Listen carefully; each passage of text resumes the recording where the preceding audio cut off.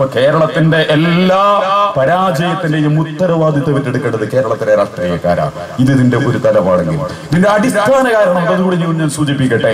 ആഗോള മുതലാളിത്തം സാമ്രാജ്യത്വം വിരിച്ച കെണിയുടെ വലയിൽ കേരളം വീണഴിഞ്ഞിരിക്കുന്നു. അതിനെ ആശയതലത്തിലും പ്രയോഗത്തിലും പ്രതിരോധിക്കുന്നിടത്ത് കേരള രാഷ്ട്രീയം പരാജയപ്പെട്ടു എന്നുള്ളതാണ്. ആൽക്കഹോൾ മുതൽ ആത്മഹത്യ മുതൽ ക്രിമിനൽ വൽക്കരണം മുതൽ ആഗോളീകരണവും ഉദാരീകരണവും കമ്പോളീകരണവും സ്വകാരീകരണവും ഒക്കെ അരങ്ങ് തകർത്ത് കേരളത്തിന്റെ അകത്തളങ്ങളിലൂടെ ഇടത് വലത് വ്യത്യാസങ്ങളില്ലാതെ ആന്റണി പറയും ADB ഇല്ലാതെ മാർഗമില്ല. പാലോളി മുഹമ്മദ് കുട്ടി പറയും ADBയെ പോലെ സുതാര്യമായ ഒരു വായ്പാ സംവിധാനമില്ല. ഇവർ തമ്മിലുള്ള വ്യത്യാസം എന്താണ്? ഇവർ തമ്മിൽ എന്തിനാണ് വ്യത്യസ്തമായ കൊടി പിടിക്കുന്നത്? വർത്തമാനത്തിലെ വ്യത്യാസത്തിന്റെ അപ്പുറം ADB എന്ന് പറയുന്ന രാക്ഷസനെ, IMF എന്ന് പറയുന്ന അസുരനെ, ആഗോളീകരണ കമ്പോളീകരണ ഉദാരീകരണ നടപടിക്രമങ്ങളെ കേരളത്തിന്റെ മണ്ണിലേക്ക് കൊണ്ടുവരുന്നതിലും പ്രയോഗിക്കുന്നതിലും പരവതാനിരിക്കുന്നതിലും കേരളത്തിലെ ഒരു രാഷ്ട്രീയ പ്രസ്ഥാനങ്ങൾക്കും അല്ലലും അലട്ടും അലോസരവും ഉണ്ടായിട്ടില്ല. വർത്തമാനത്തിൽ എതിർത്തവർ പ്രവർത്തനത്തിൽ ഒരുമിച്ച് ചേരുകയും അങ്ങനെ ആഗോളീകരണ സാമ്രാജ്യത്വത്തിന്റെ പരീക്ഷണത്തിൽ മലയാളിയെ പ്രതിരോധിക്കുന്നിടത്ത് രാഷ്ട്രീയ പ്രസ്ഥാനങ്ങൾക്ക് പിടിച്ചു നിൽക്കാൻ കഴിഞ്ഞിട്ടില്ല എന്നുള്ളിടത്തു നിന്നാണ് ഈ പ്രശ്നങ്ങൾ ആരംഭിക്കുന്നത്. രണ്ടാമത്തെ ഒരു കാര്യം കൂടി ഞാൻ സൂചിപ്പിക്കട്ടെ. ഇന്ന് കേരളത്തിൽ നേരത്തെ ഭാസ്കരൻ മാസ്റ്റർ സൂചിപ്പിച്ചു, കേരളത്തിൽ നടക്കുന്ന 200ഓളം സമരങ്ങൾ. എവിടെ അതിൽ കോൺഗ്രസ്, എവിടെ അതിൽ CPM, എവിടെ അതിൽ BJP, എവിടെ അതിൽ മുസ്ലിം ലീഗ്? ജനപക്ഷത്തിന് വേണ്ടി ജനങ്ങൾക്ക് വേണ്ടിയാണ് communist party, Congress party, BJP, മുസ്ലിം ലീഗ്. പക്ഷെ സർവകക്ഷിയും ഒരുമിച്ച് ചേർന്ന് മാവോയിസ്റ്റുകൾക്കെതിരെ ദേശീയ രാഷ്ട്രീയത്തിൽ ഒരിക്കലും സാധ്യമല്ലാത്തൊരു സഖ്യം ചിദംബരത്തിന്റെ നേതൃത്വത്തിൽ മാവോയിസ്റ്റുകൾക്കെതിരെ കോൺഗ്രസ്, CPM, BJP ഈ മാവോയിസ്റ്റുകൾക്കെതിരെ വിഷയത്തിന്റെ മർമ്മങ്ങളെ സമീപിക്കുന്നതിന് പകരം സർവകക്ഷി ഐക്യം മാവോ തീവ്രവാദത്തെ, ദലിത് ആദിവാസി അതിജീവന പ്രക്രിയയെ അപകടകരമായ തീവ്രവാദമെന്ന് വിലയിരുത്തി വേട്ടയാടുന്നതിൽ ചിദംബരം എന്ന് പറയുന്ന കോർപ്പറേറ്റുകളുടെ ആഭ്യന്തരമന്ത്രിയെ, അവർക്ക് വേണ്ടി പണിയെടുക്കുന്ന ആഭ്യന്തരമന്ത്രിയെ മുന്നിൽ വെച്ചുകൊണ്ട് സർവ അവകാശങ്ങളും നൽകിയതുപോലെ കേരളത്തിലെ ഇടത് വലത് BJP, കേരള കോൺഗ്രസ്, മുസ്ലിം ലീഗ് അടക്കമുള്ള പ്രസ്ഥാനങ്ങൾ സർവകക്ഷി സഖ്യത്തോടുകൂടി കേരളത്തിലെ ഓരോ സമരങ്ങളെയും ഒറ്റുകൊടുക്കുന്ന, വിറ്റ് കാശാക്കുന്ന അപകടകരമായ കാഴ്ചകൾ നമ്മൾ കണ്ടുകൊണ്ടിരിക്കുന്നു. അതിന്റെ ഏറ്റവും അവസാനത്തെ ഉദാഹരണങ്ങളിലൊന്നാണ് നമ്മളുടെ NH വികസനവുമായി ബന്ധപ്പെട്ടുകൊണ്ട് 30 മീറ്റർ മതിയെന്നും അത് BOT വേണ്ടെന്നും സർവകക്ഷി യോഗം കൂടി തീരുമാനിച്ചതിന് ശേഷം പ്രധാനമന്ത്രിയുടെ തിട്ടൂരം വരുന്നു. കോൺഗ്രസ് ഗാന്ധിജി ആഗ്രഹിച്ചത് BOTക്ക് കൊടുക്കണമെന്ന, അബുൽ കലാം ആസാദ് പറഞ്ഞത് റോഡ് 45 മീറ്റർ വേണമെന്ന, കാറൽ മാർക്സും ലെനിനും ഒക്കെ ആഗ്രഹിക്കുന്നത് 45 മീറ്റർ വീതിക്ക് വേണ്ടി അപ്പുറത്തും ഇപ്പുറത്തുമുള്ള അടിയവനെയും ചാളയെ തൊഴിലാളിയെയും വ്യവസായിയും ഒക്കെ പറിച്ചെറിയണമെന്ന, അതുകൊണ്ട് മലയാളിയുടെ കയ്യിൽ പൈസ ഇല്ലെങ്കിലും റോഡിന് പൈസ കൊടുത്ത് പോകണമെന്ന സ്ഥിതി സമത്വം ഞങ്ങൾ ആഗ്രഹിച്ചുകൊണ്ടിരിക്കുന്നത് എന്ന് പറഞ്ഞുകൊണ്ട് തിട്ടൂരം വന്നപ്പോൾ കേരളത്തിലെ മുഖ്യധാര രാഷ്ട്രീയ പ്രസ്ഥാനങ്ങൾ CPM-ഉം കോൺഗ്രസും BJP-യും ലീഗും ഒന്നും വ്യത്യാസമില്ലാതെ കേരളത്തിന്റെ റോഡിനെ BOTക്ക്, സ്വകാര്യ കോർപ്പറേറ്റുകൾക്ക് വിൽക്കുകയും 20 ലക്ഷത്തിലധികം മനുഷ്യരെ അപ്രസക്തമാക്കുന്ന 10 മിനിറ്റ് കൊണ്ട് ചർച്ച ചെയ്തുകൊണ്ട് കേരളത്തിലെ ജനാധിപത്യ സംവിധാനത്തിൽ മൗലികമായി സ്വന്തം പാർട്ടിക്കുള്ളിൽ പോലും ഒരു ചർച്ച നടത്താതെ കേരളത്തിലെ രാഷ്ട്രീയക്കാർ ആർക്കു വേണ്ടിയാണ് സർവകക്ഷിയായി ചേർന്ന് പൊതുജനങ്ങളുടെയും കേരളീയ സമൂഹത്തിന്റെയും നിലപാടുകളെ പുറങ്കാൽ കൊണ്ട് തട്ടിയെറിഞ്ഞ് സർവകക്ഷി യോഗം കൂടി തീരുമാനിച്ചു വിൽക്കാൻ വെക്കുന്നു. പ്ലാച്ചിമട മുതൽ ചെങ്ങറ മുതൽ മൂന്നാർ മുതൽ ഒരു സമരങ്ങളിലും കേരളത്തിലെ മുഖ്യധാര രാഷ്ട്രീയക്കാരില്ല. ഇത് വളരെ അപകടകരമായ പാഠങ്ങൾ നമ്മൾ നൽകിക്കൊണ്ടിരിക്കുന്നു. അതുകൊണ്ട് കേരളത്തിലെ മുഖ്യധാര രാഷ്ട്രീയ പ്രസ്ഥാനങ്ങളെ അപ്രസക്തമാക്കി ആക്ടിവിസ്റ്റുകളും ചെറിയ നവസാമൂഹിക പ്രസ്ഥാനങ്ങളുമൊക്കെ ഒരുമിച്ച് ചേർന്ന് നടത്തിക്കൊണ്ടിരിക്കുന്ന മുന്നേറ്റത്തിന്റെ മുന്നൊരുക്കവും അതുമായി ബന്ധപ്പെട്ടുകൊണ്ടുള്ള ജനപക്ഷ വിചാരണയും വിലയിരുത്തലും ഫലമെടുപ്പുമാണ് വരാനിരിക്കുന്ന തെരഞ്ഞെടുപ്പിൽ നമ്മൾ നടത്താൻ പോകുന്നത്. ഒരു സംശയവും നമുക്കില്ല. ഈ വരാനിരിക്കുന്ന തദ്ദേശ സ്വയംഭരണ ഇലക്ഷൻ ചരിത്ര സംഭവമായി മാറുമെങ്കിൽ അത് ഈ ജനകീയ വികസന മുന്നണികളുടെ, പൗരമുന്നണികളുടെ, ജനപക്ഷ മുന്നണികളുടെ സമീപനം കൊണ്ടായിരിക്കും. നിങ്ങളൊന്നെടുത്ത് പരിശോധിച്ചു നോക്കൂ, എത്ര മനോഹരമായിട്ടാണ് കേരളത്തിലെ രാഷ്ട്രീയ പ്രസ്ഥാനങ്ങൾ ഒരേ താളത്തിൽ, ഒരേ മേളത്തിൽ, ഒരേ ട്യൂണിൽ വരാനിരിക്കുന്ന ജനപക്ഷ മുന്നണികളെ കുറിച്ച് കോറസ് പാടിക്കൊണ്ടിരിക്കുന്നത് ഭീകരവാദികൾ, തീവ്രവാദികൾ, അപകടകാരികൾ, അന്തർദേശീയ ബലമുള്ളവർ, ദേശീയ ഇന്റർനാഷണൽ താല്പര്യങ്ങളുള്ളവർ എന്നൊക്കെ പറഞ്ഞുകൊണ്ട് ഒരേ സരത്തിലും തളത്തിലുമൊക്കെ ഇവർ ഒരുമിച്ച് കൂടുന്നുവെങ്കിൽ വളരെ വിനീതമായി നിങ്ങളോട് ഞങ്ങൾക്ക് പറയാനുള്ളത്, ഞങ്ങൾ നിങ്ങളോട് മത്സരിക്കാൻ വന്നവരല്ല. അർഹതയുണ്ടെങ്കിൽ നിങ്ങൾ അതിജീവിക്കും, അല്ലെങ്കിൽ ഞങ്ങൾ അതിജീവിക്കും. നമുക്ക് സംവദിക്കാം. ആശയത്തിന്റെയും സംവാദത്തിന്റെയും പ്രയോഗത്തിന്റെയും ഒരു മണ്ഡലത്തിൽ വളരെ വിശിഷ്ടമായ, വളരെ മൂല്യവത്തായ ഒരു സംവാദത്തിന് നിങ്ങൾ സന്നദ്ധമാണോ?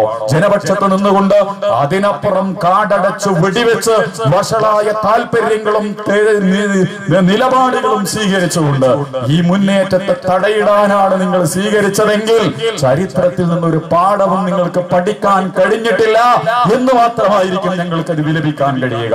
കാരണം ആരൊക്കെ ചരിത്രത്തിൽ എതിർക്കപ്പെട്ടിട്ടുണ്ടോ അവർ അതിജീവിച്ചിട്ടേ ഉള്ളൂ.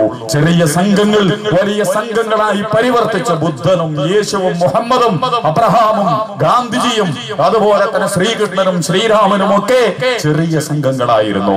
ഭരണകൂടങ്ങൾ, സൈനിക ശക്തികൾ, സമാന്തര സമൂഹങ്ങൾ എല്ലാം അവർക്കെതിരായിരുന്നു. പക്ഷേ ചരിത്രത്തെ അതിജീവിച്ചതവരാണ്, കാലങ്ങളെ തിരുത്തിയതവരാണ്, ജനസമൂഹങ്ങളുടെ ദിശ നിയന്ത്രിച്ചതവരാണ്.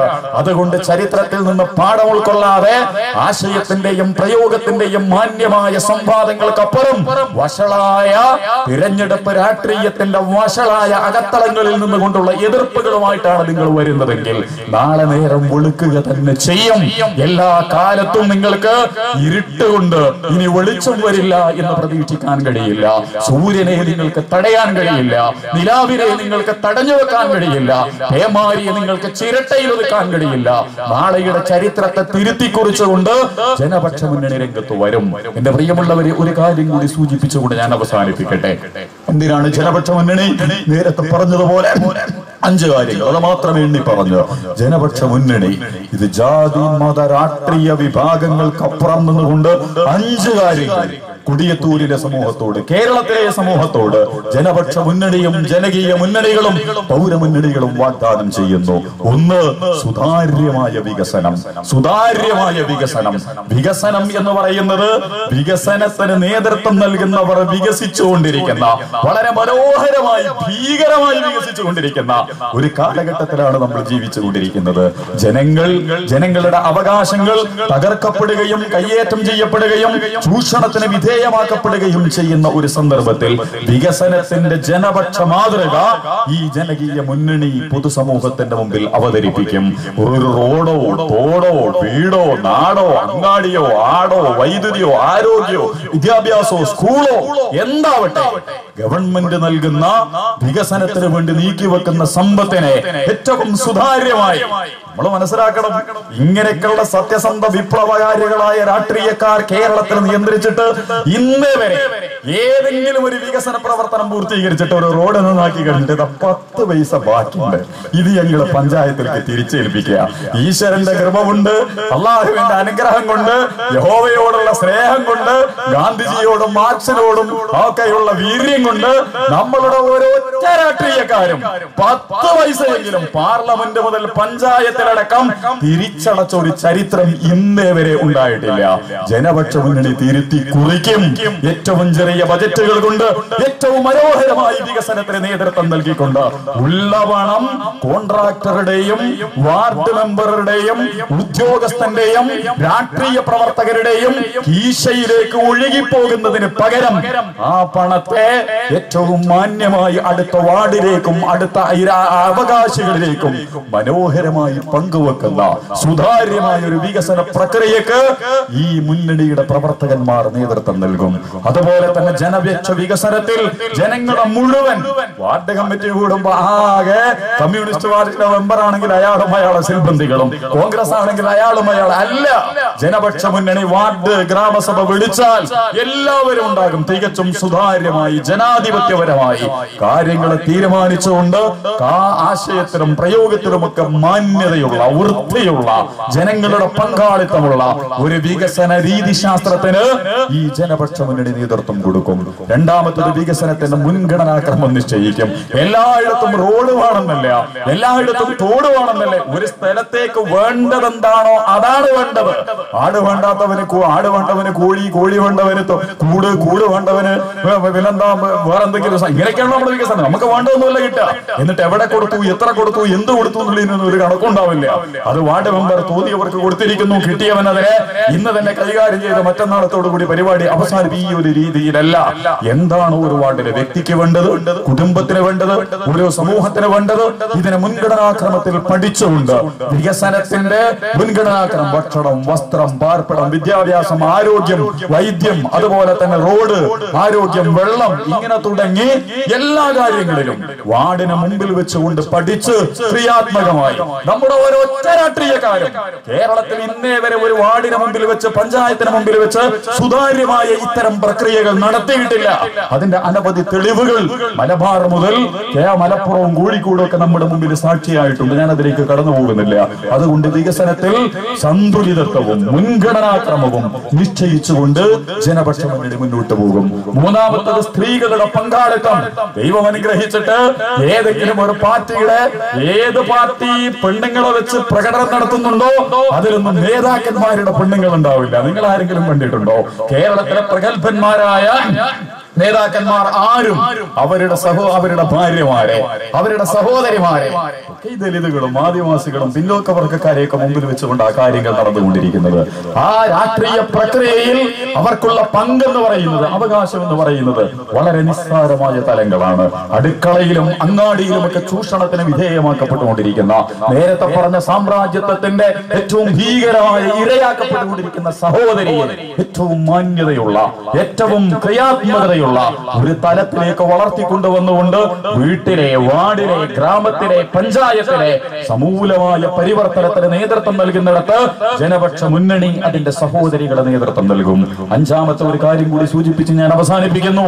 വാർഡിൽ കേരളം ക്രിമിനൽ, മദ്യം, മയക്കുമരുന്ന്, അബക്കാരി, റാക്കറ്റുകൾ, ഗാങ്ങുകൾ, കൊള്ള സംഘങ്ങൾ, വ്യഭിചാരം, പലുക, കൂട്ടിക്കൊടുപ്പ്, മയക്കുമരുന്ന്, എല്ലാം ഇതിലൊക്കെ പൊറുതിമുട്ടുന്ന ഒരു വാർഡിൽ, ഒരു പ്രദേശത്ത് ഏറ്റവും സത്യസന്ധമായി ആർജവത്തോടുകൂടി ജനങ്ങളുടെ, യുവാക്കളുടെ കൂട്ടായ്മ രൂപീകരിച്ചുകൊണ്ട് വ്യത്യസ്തമായ കുറ്റകൃത്യങ്ങളിലേക്കും അസ്വസ്ഥതകളിലേക്കും നീങ്ങിക്കൊണ്ടിരിക്കുന്ന വ്യക്തികളെയും ഗ്രൂപ്പുകളെയും ഒക്കെ സാമൂഹിക സുരക്ഷിതത്വത്തിന്റെ ഭാഗമായി ക്രിയാത്മകമായി, നിർമ്മാണാത്മകമായി ഇടപെട്ടുകൊണ്ട് അവരെ സംസ്കരിക്കാനും അവരെ ശുദ്ധീകരിക്കാനും സമൂഹത്തിന് സുരക്ഷിതത്വവും സമാധാനവും നൽകുന്ന ഒരു സാമൂഹിക അന്തരീക്ഷം ഉണ്ടാക്കിയെടുക്കുന്നതിനു വേണ്ടിയുള്ള, പ്രത്യേകിച്ച് വർഗീയതയുമായി ബന്ധപ്പെട്ടുകൂടി മത, രാഷ്ട്രീയ ഗ്രൂപ്പ്, സംഘടനകളാൽ വിഭജിക്കപ്പെടാൻ സാധ്യതയുള്ള ഗ്രാമങ്ങളിൽ, വീടുകളിൽ കൂട്ടുത്തരവാദിത്വത്തിലും സഹവർത്തിത്വത്തിലും പങ്കുവെപ്പിലും ആഘോഷത്തിലും ദുഃഖത്തിലും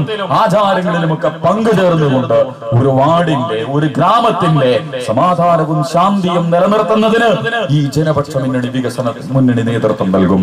ആറാമത്തെ സംഗതി, ഈ ഉത്തരവാദിത്വത്തെ വളരെ വളരെ വലിയ ഒരു ഗൗരവത്തോടുകൂടി സമീപിക്കുന്ന ഒരു വിഭാഗം. ഇത് ജയിച്ചു വരുന്ന ഈ സ്ഥാനാർത്ഥികൾ അവരുടെ ചെറിയ വീട് ടെറസാകുന്നു, ടെറസ് 2 നിലയാകുന്നു, പാടത്തിന്റെ വരമ്പിൽ നിന്ന് റോട്ടിലേക്ക് വരുന്നു, റോട്ടിൽ നിന്ന് അപ്പുറത്ത് ബിനാമിയായി സ്വത്ത് കിട്ടുന്നു, സ്കൂട്ടർ മാറി കാറായി, കാറ് മാറി കോളിസും മറ്റുള്ളതുമൊക്കെയായി മാറി സ്ഥാനാർത്ഥി തടിക്കുന്നതിന് പകരം, എല്ലാവരും എങ്ങനെയാണെന്നുള്ള അഭിപ്രായം എനിക്കില്ല, പക്ഷെ 80% ഇന്ന് രാഷ്ട്രീയം കൊണ്ട് ജീവിച്ചു കൊണ്ടിരിക്കുന്നു. അവർ തടിച്ചുകൊണ്ടിരിക്കുന്നു, പാർലമെന്റ് മുതൽ പഞ്ചായത്ത് വാർഡിലടക്കം. ഈ സ്ഥിതിക്ക് ജനപക്ഷ മുന്നണി മാറ്റം വരുത്തും. അധികാരത്തെ അലങ്കാരമായി കാണുന്നതിന് പകരം ത്യാഗത്തിന്റെയും സേവനത്തിന്റെയും പോരാട്ടത്തിന്റെയും സാഹോദര്യത്തിന്റെയും കാരുണ്യത്തിന്റെയും അകത്തളങ്ങളിൽ നിന്നുകൊണ്ട് സ്വയം പട്ടിണി കിടന്നും സ്വയം ത്യാഗം ചെയ്തും വാർഡിലുള്ള സമൂഹത്തെ ശിക്ഷിക്കുന്ന, അവരെ രക്ഷിക്കുന്ന, അവർക്ക് സുരക്ഷിതത്വം നൽകുന്ന, ത്യാഗോജ്ജലമായ പ്രവർത്തനങ്ങൾക്ക് നേതൃത്വം നൽകുന്ന ഒരു സംവിധാനമായിരിക്കും ജനപക്ഷ ജനപക്ഷ മുന്നണിയുടെ സ്ഥാനാർത്ഥികൾ. ഞാൻ അവസാനിപ്പിക്കുന്നു. നിങ്ങൾ ഇതിനെ പിന്തുണക്കുക, നിങ്ങൾ ഇതിന് പിൻബലം നൽകുക. വളരെ ഉജ്ജ്വലമായ ആശയം കൊണ്ടും പ്രയോഗം കൊണ്ടും നാളെയുടെ അന്തരീക്ഷത്തെ തട്ടിയുണർത്തി വരാനിരിക്കുന്ന രാഷ്ട്രീയ പരിവർത്തനത്തിന്റെ ഏറ്റവും പ്രധാനപ്പെട്ട ചാലക ശക്തിയായി കേരളത്തിൽ മാറാൻ നമുക്ക് സാധിക്കണം എന്ന് മാത്രം എന്റെ പ്രിയപ്പെട്ട സഹോദരങ്ങളോടും സഹോദരിമാരോടും ഹൃദയം തുറന്ന് അഭ്യർത്ഥിച്ചുകൊണ്ട് നിങ്ങൾക്കെല്ലാം വിജയത്തിന്റെ അഭിവാദ്യങ്ങൾ അറിയിച്ചുകൊണ്ട് ഒരിക്കൽ കൂടി എന്റെ ഉജ്ജ്വലമായ അഭിവാദ്യങ്ങൾ നിങ്ങളിൽ അർപ്പിച്ചുകൊണ്ട് ഞാൻ നിർത്തുന്നു. നന്ദി, നമസ്കാരം. അസ്സലാമു അലൈക്കും വറഹ്മത്തുള്ളാഹി.